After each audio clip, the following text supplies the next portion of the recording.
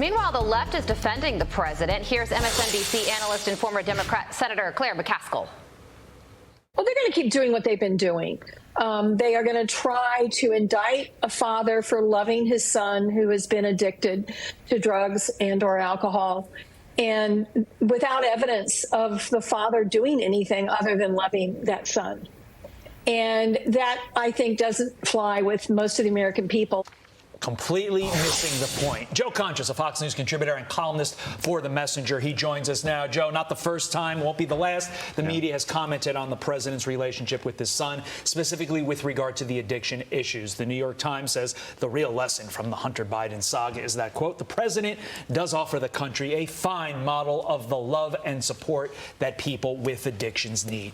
Joe, since when does an addiction problem and loving the individual who has said problem provide an excuse to engage in an alleged multi-million-dollar foreign bribery scheme? Todd, Carly, this has nothing to do with alcohol addiction or drug addiction or a dad's love for his son. This has everything to do with the millions upon millions of dollars that went to not only Hunter Biden, but James Biden, Hallie Biden, and most importantly, Joe Biden, from places like China for services rendered. We still don't know exactly what value add Hunter Biden brought to the table that got him millions of dollars that then went through shell companies and ended up in the pockets of the Bidens. So that's what this investigation is about, and this is what we'll see on MSNBC. Oh, no, it's just about a dad's love for his son. It's got nothing to do with that, Carly. Yeah, well, Kevin McCarthy is now saying that this may rise to the level of an impeachment inquiry into the president. And you have a new op-ed titled Joe Biden's impeachment is likely coming,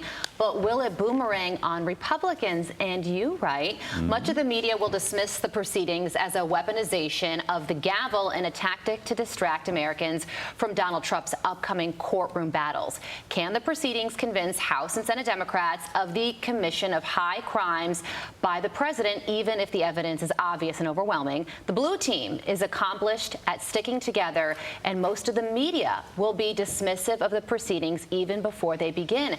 I think you raise a really good question, Joe. Is the juice worth the squeeze when, as of now, 2/3 senators are not going to vote to convict? I've never heard that before. Is the juice worth the squeeze? Oh, we use it a lot. That will be in my next column. Okay, it should. Done.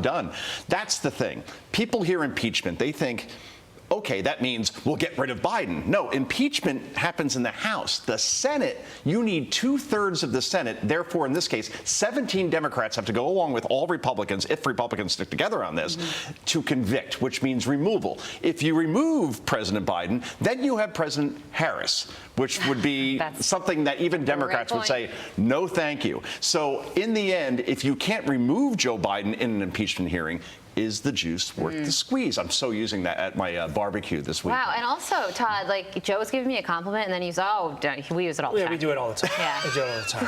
I was riding a high for about like a half a second. And I shot down that high. Just shot it down. There's also this, Joe. 90-year-old Senator Dianne Feinstein appearing confused during a Senate hearing yesterday, leading to this concerning exchange. Watch. Senator Feinstein. You say aye. Pardon me? Aye. Yeah. Just say I would like to support a yes vote on this, and it funds priorities submitted. yeah, just say aye. Okay, just aye. Feinstein's people say she was preoccupied, but Joe, shouldn't the Democratic Party have stepped in by now? Because as a human, that is tough to watch. Right, and no one's going to mock this, right? She's 90 years old or going to be 90 years old. Poll after poll shows that 70% or more of voters want age limits in Congress. Let's put it this way. In the Senate, if you had an age limit of 71% of the Senate would be gone. Wow. Right? So in the end, it's sad to see that with either Feinstein or John Fetterman have to step aside at some point. Mitch McConnell. Mitch McConnell as well. That's right, Mitch concerning McConnell. freezing video. We wish them all the best, of course.